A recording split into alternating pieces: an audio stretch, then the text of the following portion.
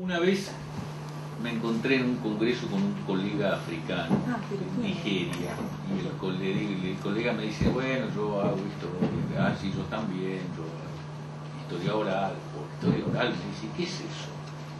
Y entrevistas, las tradiciones, eso es historia. ¿Con qué pensás que hacemos nosotros historia? Si no tienen documentos escritos. Es la realidad de muchos pueblos, pero además el contraste y la comparación es importante en eso. ¿Es método o no? Para mí es un método. Pero porque yo pienso que nosotros somos historiadores y que como historiadoras tenemos que utilizar documentos diversos. Y que es en el uso y en la confrontación de esos documentos diversos que nosotros construimos historia. No tengo dudas de esto, pero sé que es debate. De todas maneras, a mí me parece que la historia oral fue pensada como un modo de hacer una historia diferente, subversiva, democratizante y politizada. Y en ese sentido, pero fue pensada en sus inicios.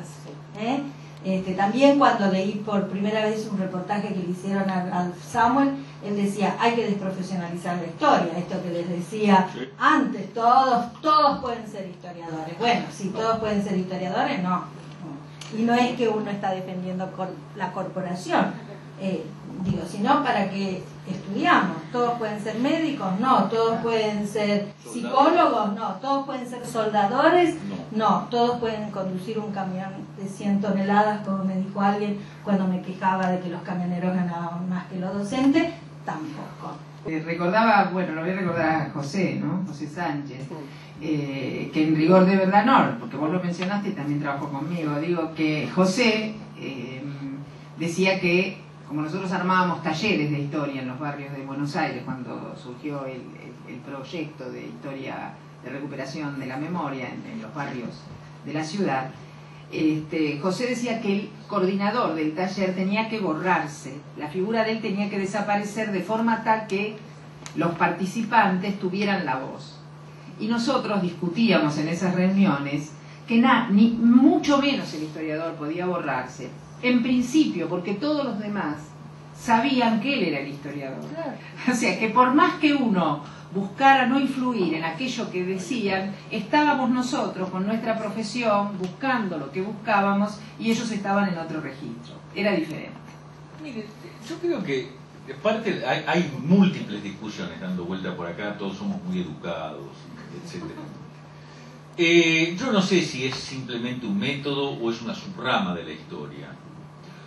Todas las ramas de la historia se iniciaron con una promesa subversiva. Todas. La historia económica surgió como cuestionadora de la historia política tradicional, diciendo, acá vamos a ver la realidad de lo social. La historia social surgió como una crítica a la historia económica, con tendencias, con cosas. La historia desde abajo, la historia de los negros, todas, no vamos a meternos con género porque Cristina Viano ya me pega, pero todas las historias prometieron cierto nivel de democratización. Ahora, lo que sí es cierto de lo que dice Thompson, y yo no estoy de acuerdo con desprofesionalizar, ¿está claro? Samuel. No era Paul Thompson que lo dijo, lo de desprofesionalizar. Es que en realidad lo que revela, una de las cosas que muestra la historia oral, es que no hace falta tener una larga historia académica para poder hacer historia. Esto no es nuevo. Pilas de gente se hacen historia bien, pilas de gente se hacen historia mal, sin título universitario. Pilas de gente con título universitario hacen historia que es horrorosa. Y a algunos, incluyo los de esta mesa, la hacemos decentemente, o bueno, más o menos. Pero lo que quiero decir es que en todo caso, que es lo importante acá, no es tanto el título, sino el ejercicio de la profesión en el sentido de aprendizaje de herramientas y su aplicación. O sea, de abrir las neuronas. Como con cualquier oficio, hay que laburar, hay que aprender, hay que hacer un montón de cosas. Lo que sí permite, si uno quiere, es abrir la historia a montañas de gente que siempre pensaron que la historia era San Martín en el caballo blanco, que no existió, cruzando los Andes. ¿Lo entendemos? Y de repente es tan importante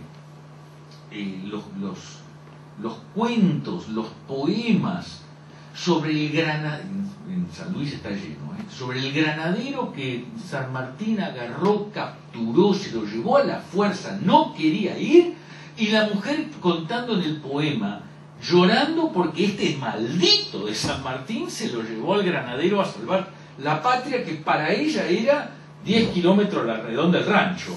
Digo, también, pero te da otro tipo de imagen y te permite incorporar una cantidad de cosas que son importantes. ¿Es método o es subrama de la historia? No me preocupa demasiado. Honestamente, para no pelearme con Echesuria ya sentada. Yo, a mí, si la historia, si las fuentes orales me sirven para hacer una mejor historia, avanzamos y lo acepto. Contentísimo. De la misma manera que no sé un pepino de fotografía, cosa que Mirta sí, ¿no?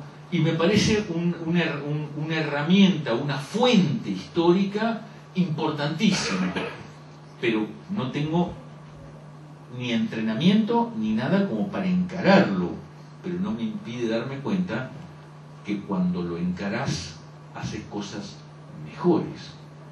¿Está? No, digo, herramienta metodológica sí, pero, y a ver si lo puedo juntar con el tema de la escuela y la respuesta que vos le dabas. Yo digo, primero, no me parece que sea una corriente historiográfica, sería como mucho, y sí es una herramienta metodológica, digamos, que a veces me parece que a veces es solo herramienta metodológica y en otras no, y ahí sí, sin llegar a corriente, creo que hay algo diferente en las fuentes orales. Cruzándolo con el tema de la escuela, es cierto, hacer entrevistas en la escuela supondría una herramienta metodológica. Me parece que eso no agrega demasiado, a lo sumo sí, es una fuente más y ahí estaríamos como herramienta metodológica que nos permite construir una fuente nueva, que no la hay, que genera empatía. Ahora, utilizar las entrevistas que por ahí los chicos hacen en tercer o cuarto año, donde el tema es historia argentina contemporánea, para trabajar estas cuestiones, para en primero enseñar desarrollo de tiempo histórico, es otra cosa que va más allá de herramienta metodológica. Eso es historia oral y supone algo más que construir fuentes orales o usar fuentes orales. Entonces me parece que ahí hay algo, que no sé si tiene que ver con eso, la radicalidad de la historia oral, pero hay algo que nos complica a los docentes, ¿sí?, cuando trabajamos con esa fuente, y que en algunos casos creo que también nos complica a quienes usamos la entrevista en contexto de investigación. Me parece que hay ciertas problemáticas, ciertas cuestiones, y en ese sentido creo que hay, y yo mismo, que empecé tardíamente, digo que empecé por el lado de archivos, empecé por la escuela, y en los últimos años lo estoy usando en contexto de trabajos de investigación, creo que a veces en algunos de los trabajos, aún usando fuentes orales, para mí no son trabajos de historia oral. Digo, no se me ocurriría presentarlos en el encuentro de historia oral, y si los presento, digo, sí forman parte de mi investigación sobre una cuestión, y uso fuentes orales. Las construyo, digo, hago todo el proceso, pero ahí son simplemente una herramienta metodológica, y hay otros trabajos donde la entrevista me da vuelta un montón de cuestiones y me parece que supera el nivel de la herramienta, y esto creo que tiene que ver con los subversivos. Yo no sé si es subversivo en el sentido, digo, una palabra fea, por muchos motivos, me parece, palabra, subversiones, digo, complicada de usar.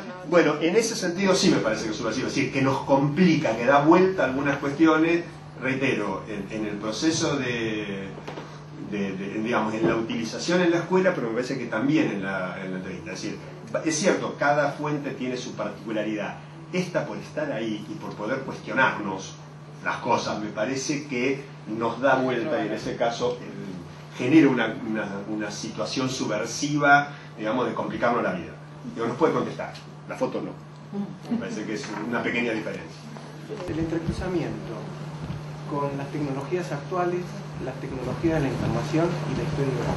Quiero poner un ejemplo que me quedó muy grabado, que es encontrar en internet un testimonio de un prisionero del campo de concentración, si no me equivoco, de Auschwitz, que dice que previo a la entrada de las tropas aliadas, los alemanes destruyen todo el sector de las cámaras de gas, para que no quede ningún testimonio. El que coloca la noticia en internet dice, pocos años después, la RAF, la Real Fuerza Aérea Británica, desclasifica fotografías de los aviones que sobrevolaron la zona previo a la entrada de las tropas aliadas, y ahí claramente se ve, acá queda siempre entre paréntesis, las fotos se pueden retocar, pero claramente se ve en el año a principios de 1945 el humo de la chimenea de Auschwitz, y un mes antes de mayo del 45, toda esa zona devastada y abierta, campo abierto. Digo, lo traigo como ejemplo y pregunto si hay algún entrecruzamiento que aporte a partir de toda esta revolución, digamos, de la información en relación a la historia.